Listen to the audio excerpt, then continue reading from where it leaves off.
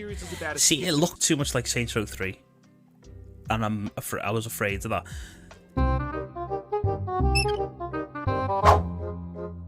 When I first saw like a lot of the trailers for this game, I thought, oh, maybe it'll go back to where sort of Saints Row 2 left off, and it's sort of what Saints Row 3 should have been. Sadly, I don't think that's the case. Saints Row 3 is the one that I had the most fun with, personally, and along with the second... Why, though? Saints Row 3 is the most fun you had, okay. But why? Compared to Saints Row 2, it's so bad. I can understand if that's your first Saints Row experience, I can think, oh yeah, okay, it's a lot of fun. Off the back of Saints Row 2, and don't forget, I played it back-to-back on stream. It's not even in the same league as Saints Row 2, and, you know, Diablo, who's never played it, will back me up. Which one was more entertaining to watch? Saints Row 2 or Saints Row 3? Saints Row 2. Yeah, 2 looked like the best one. Yeah, there was better cutscenes, better story, more shit to do. Okay, the graphics weren't as nice, that's the only difference, but the movement was better, the driving mechanics were better, the customization was better, the missions were better, the missions were more varied and didn't feel like activities. In fact, I'd say 90% of the missions that were in Saints Row 3 were in Saints Row 2 as side missions, but in Saints Row 3 they were main missions. Second one was way more entertaining, a lot more clip-worthy moments. Exactly. I mean, how much content did we get out of Saints Row 2? Shitloads.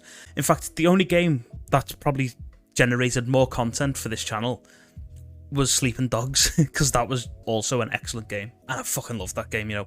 I keep thinking about Sleeping Dogs, I keep thinking about it, I keep sort of just thinking back and like, of all the games I've streamed, I'd say Sleeping Dogs is one of my favourites. It's such a good game and it's so underrated. You know what the visuals here really reminded me of? It reminds me of those crappy remake videos you see on YouTube. You know, where someone takes a bunch of stock assets off the Unreal Engine library and then remakes something like Grand Theft Auto or Max Payne.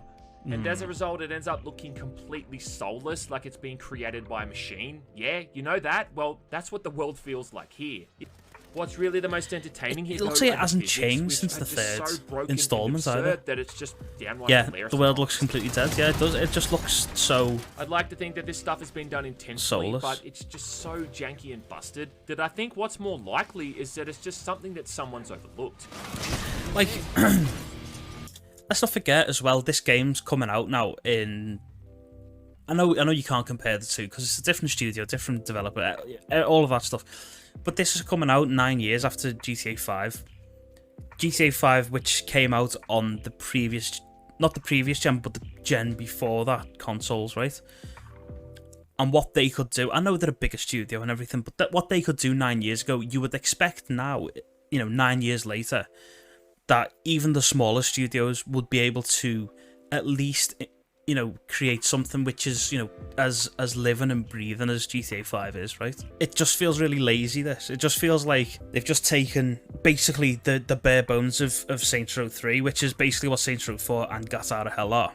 Let's not beat around the bush. Then there's a reason why I didn't stream Saints Row 4, because I didn't want to play Saints Row 3 again, you know?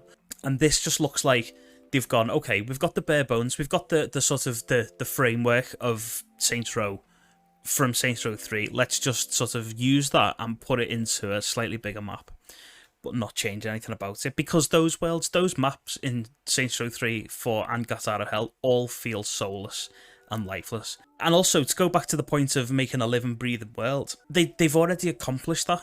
Volition have already accomplished a living, breathing world in Saints Row 2.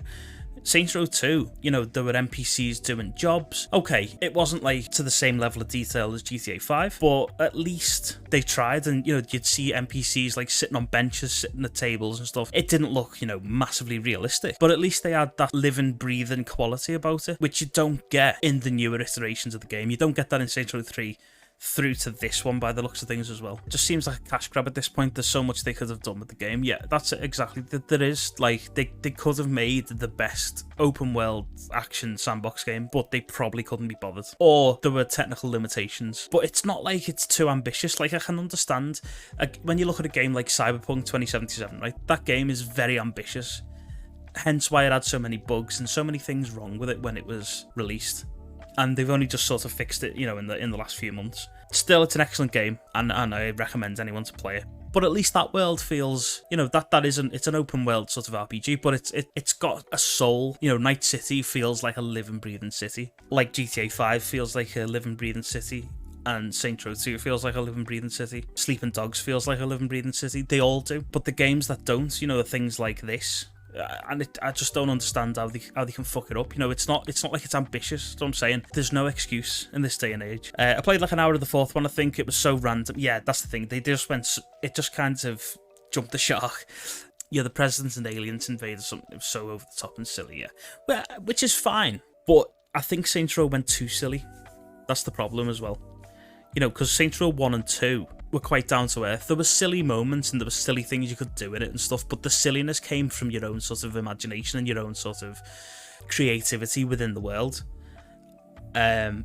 Saints Row 3 sort of fed all that to you on a plate, which made it boring. Funnily enough, it was like a sort of, it's like a paradox really. Like they forced the fun on you, so like you didn't feel like you were sort of creating the fun, because a lot of the funny moments from Saints Row 2 in this stream, a lot of those funny moments were quite organic. It wasn't sort of put together by the game. It wasn't like the game was going, hey, look, this is funny. This is a funny thing that's happening. Whereas that's how it feels in Saints Row 3 and 4. In Saints Row 2, the funny things that happen as a result of like maybe like a bug in the game, or a random encounter or something that just sort of goes wrong or something. They're funnier moments, and I don't think the studio understand that. I don't think they understand that the funny things come from a game being quite down to earth, because it makes it a little bit more believable. It then goes, if something goes wrong as a result of poor gameplay or like a bug or something, that is 10 times funnier than sort of like, oh look, here's a funny joke somebody at the office came up with, or here's a funny concept we've put together.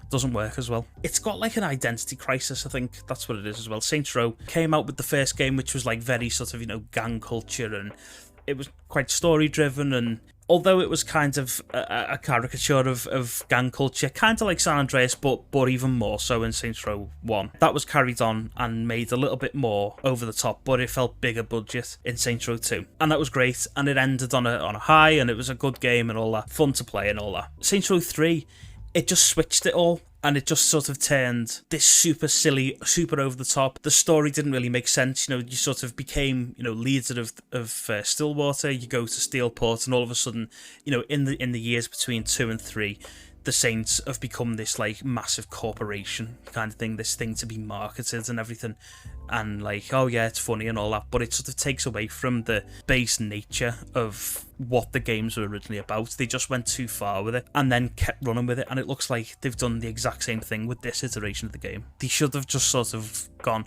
okay, we'll do a reboot, we'll go back to basics, we'll go back to where Saints Row 2 left off.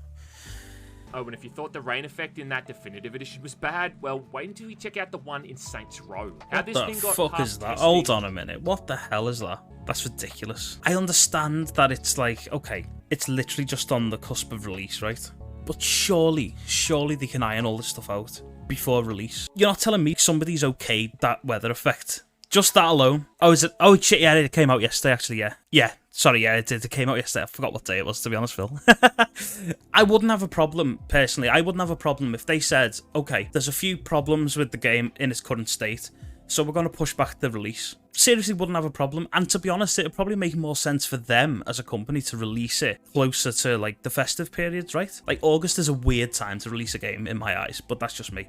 Surely, like, sort of October, November is probably the best time to start selling the game. Anyway, but that's beside the point. But surely they should fix all this shit before they release it. It is the state of video games in 2022, absolutely. I mean, I can't believe I'm saying it really, because so many games do it and have done for a number of years now. But there's always a backlash, and this is what I don't understand. There's always a backlash and nobody listens. They just keep doing it. It's like that thing from Breaking Bad, like, you can't keep getting away with this. It's like the same thing. It's cheaper, isn't it? It's cheaper to have the public be beta testers, right? Yeah, you're absolutely right. They were supposed to do a day one patch for it, but I seriously doubt it's going to fix all the issues. Yeah, I mean, yeah. And the characters and the writing in this thing just makes it feel like you're playing the Netflix adaptation of Saints Row. You know what I mean? Like it's been made by someone who doesn't really have any idea of what they're adapting or even their target market, which is why instead of GOAT characters like Johnny Gat, Shaundy, and Pierce, we get Eli, Dina, and Kevin. We're fucking done waiting! I really didn't find the dialogue very good in this. I know I'm judging it before I've played it, but they haven't got that same sort of thing where you care about them. And I suppose that they've built the characters up as well over a number of games. for them to suddenly just sort of, axe all those characters and go on with new ones. From the looks of it, it looks like you're not really going to care much about those characters. The characters of like Johnny Gat and Sean D and Pierce, they were quite well written and well established in Saints Row 2. They weren't in Saints Row 1. And people cared about them. Saints Row 3, to an extent, you did as well, because of Saints Row 2. I'm probably judging it before it's come out, though. So, yeah. Most enemies are either coming at you with a melee weapon or hanging back with a ranged one, and it's never more than just shooting them until they die from it.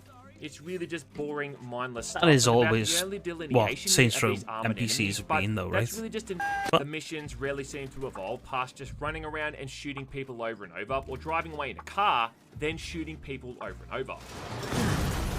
And you'll shoot so many pursuing vehicles during some of these story missions that the whole thing just becomes so boring.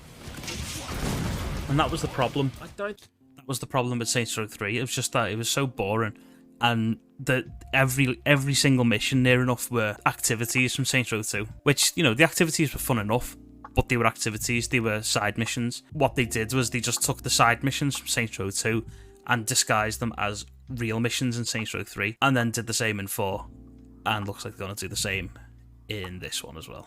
It's one of those games where I'll probably, if they fix all the bugs, I might pick it up. I'm not going to rush out and get it. Because I was considering getting it, even if it was like buggy as shit, like I was considering getting it to stream.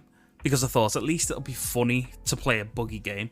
But the fact that it's buggy and mediocre, do you know what I mean? Like, I'm not going to suffer through a mediocre game just to get a few laughs out of the bugs. It's pointless. Yeah.